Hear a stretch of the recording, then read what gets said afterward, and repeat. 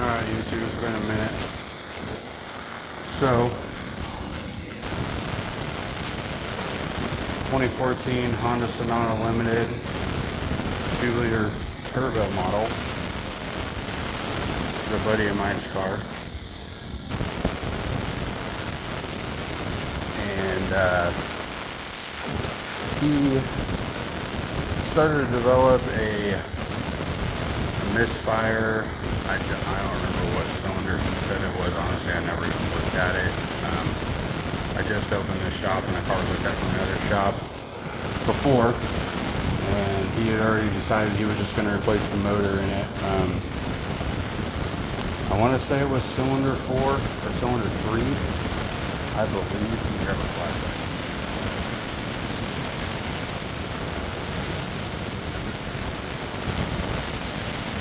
But the only thing I noticed, I didn't run a compressionist on it, but the other shop said that it had low compression on one of the cylinders. They're dirty, the valves are dirty in all of them. The only one that looks different is this one. You can see how nasty that is on the inside, so it looks wet in there. So I'm assuming that's the cylinder that's messed up, but again, I did not run a compressionist on it. My guy was just like, I'm not gonna fuck with it, we'll just find another motor for the car, and do that. And if you know anything about these Hyundais and the Kias with these 4-cylinders, whether it's the turbo models or the ones with the bigger 2.4, it doesn't matter. They always drop a cylinder, whether it's compression or rod bearings or whatever. And the motors from them are honestly ridiculously expensive. A lot of times, everybody's like, oh, they got warranty on them, or they got what's it called, a recall on it, so Kia will take care of it. I've seen more than one person get turned over to the dealership saying that they'll find a way to get out of putting a motor in it, and it doesn't make much sense because all of these cars have got the issues. So buying a used motor is a huge risk, and he took the risk of actually buying a brand new engine, but this is actually one of the Chinese engines. This is one of the ones you can find on eBay for I think with shipping and everything, I think he paid like $1,700 for this thing. So I thought I would just take a little video of it and maybe try to show you guys some differences in it compared to the original motor. And that's the box that came in right there. Supposedly it said it came from a U.S. warehouse, but there's stickers on it from Georgia. We live in Nebraska, but the box is made in China all over it. I mean, it legit, it came from China, and there's not a single Kia, Hyundai stamp, nothing on this engine anywhere. And you can even look right here. So this would be on the passenger side front of the engine. And on the original engine, you can see where it's got on the block, there's a Kia and a Hyundai stamp, and the new motor does not have that. So I think what the Chinese are doing is that is a legit 100% knockoff of the Korean engine. There's not a single part of that motor, to my knowledge, that I would guess is from Hyundai or Kia. Granted, it does look good. I mean, the machine stuff looks good on it. Everything looks. I haven't seen nothing on this motor that's oh man, that looks like they fucked that up somehow. It all looks good. Inside of the motor, I mean, you can tell it's all brand new stuff. This is where the high pressure fuel pump goes to the direct injection. I have seen some differences, don't get me wrong. There's definitely some stuff that is different. If you look on here, the passenger side engine mount is made out of cast iron. It's bolted to the timing cover. For whatever reason, they decided to make it part of the timing cover. Whether that's going to cause a problem long term, I don't know. With stress, maybe it's going to try to crack the timing cover or something like that. I don't know. I just noticed that there's no freeze plugs on the side of the block for the old motor. The Chinese one has freeze plugs on that side of the block for some reason. I I could not tell you what this stuff is. I'm surprised it's not in Chinese, but obviously whoever wrote on it speaks English.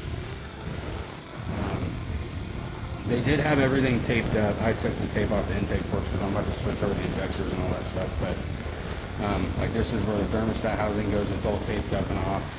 The exhaust side same way. I haven't found a single orifice of the engine that wasn't plugged up that should be. The only gaskets that the new engine came with was intake gaskets and exhaust gaskets, so you're stuck replacing everything else. It did come with a bag of studs. I'm assuming that from the stocking, like from the original motor, you have 2 for the intake, the rest is, the other ones are 3 actual bolts. And then you got the bigger ones on the exhaust side. And as you can see, there's no studs in this one. So, even on the exhaust side. So I'm guessing that that's what these are for. Then it came with a nice MLS style exhaust gasket for the manifold. And I did notice, I don't want to move this too much because it's not super stable right now, but you can see the head gasket right here, and it's metal.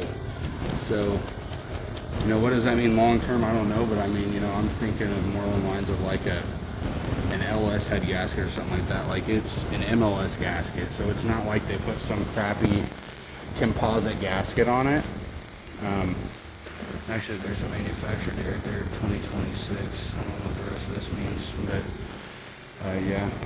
The other things I noticed too is the valve cover is a little different. I mean, it seems like everything is in the same spot, but you can see here on the new valve cover, you know, it's just got this big open area right here for the high pressure pump.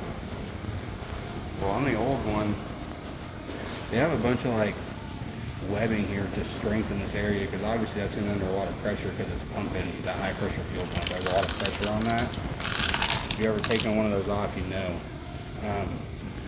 I'm assuming that's just to keep it a little more rigid from all that motion of the camshaft fluid going up and down the pump on that. There's no strength in this. I almost am thinking about using the factory Kia valve cover just because of that. But underneath of here, I haven't taken it off yet, but there is some webbing on the bottom of it to strengthen it. So, I mean, take that for what you will, but you know, I don't know what that will mean in the long run. Again, just like the way that they did the engine mount on there. I'm probably gonna make a couple videos on this, just because this is kind of me just kind of comparing both of them now that I'm about to start swapping parts over. The only things I've even touched on this motor, besides taking some tape and stuff off, is these are the 3 bolts that hold the fuel rail on, and the threads seem to be the correct threads. That's one thing I'm really worried about, is like getting in a situation where a bunch of stuff doesn't start lining up, or you know, you got bell housing bolts that ain't lining up or something like that, you know, because obviously that's could turn into a nightmare. We don't know, but for $2,000 or less than he was willing to risk that, and I mean, I'm not going to say that I was necessarily against him doing that. See, so like, I just now noticed this too. So this valve cover bolt's loose. Did they leave a rod bearing loose, or a main cap or something like that? It could be a disaster, I don't know. These people have reached out to him since he bought the motor a few times already, you know, telling they wanted pictures of the unboxing of the engine. They wanted pictures of underneath the hood of his car. They wanted, before they would even allow him to actually buy the engine, they needed the VIN number to make sure that it was the right engine for his car. They wouldn't let him buy it without the proper VIN number to make sure it was the right number for his car. So like, they've been pretty professional. I told him, you know, I was just like, I would be fully prepared if something does happen to this new motor that they're going to try to get out of covering it. I mean, at the end of the day, what are you going to do? You know, like, you going to take them to court or something? It's probably not going to, it won't go anywhere. So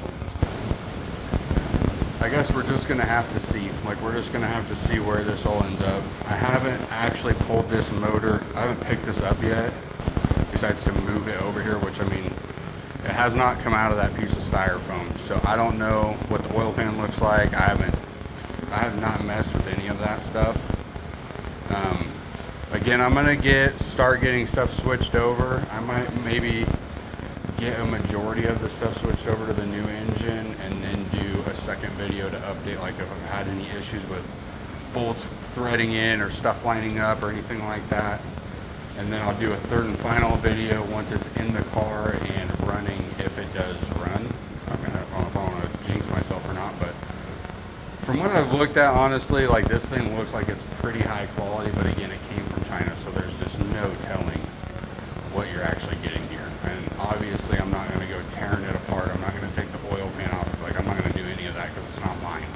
So, but this is a really good friend of mine, and he knows the risks that we're taking with him going this route, and he's accepting all responsibility if there's to be some sort of an issue that arises. So, but I will, like I said, I'm gonna start trucking here and getting this motor put together, because I'm hoping to have it sitting back in the car by the end of today, and I'll give you guys another update then.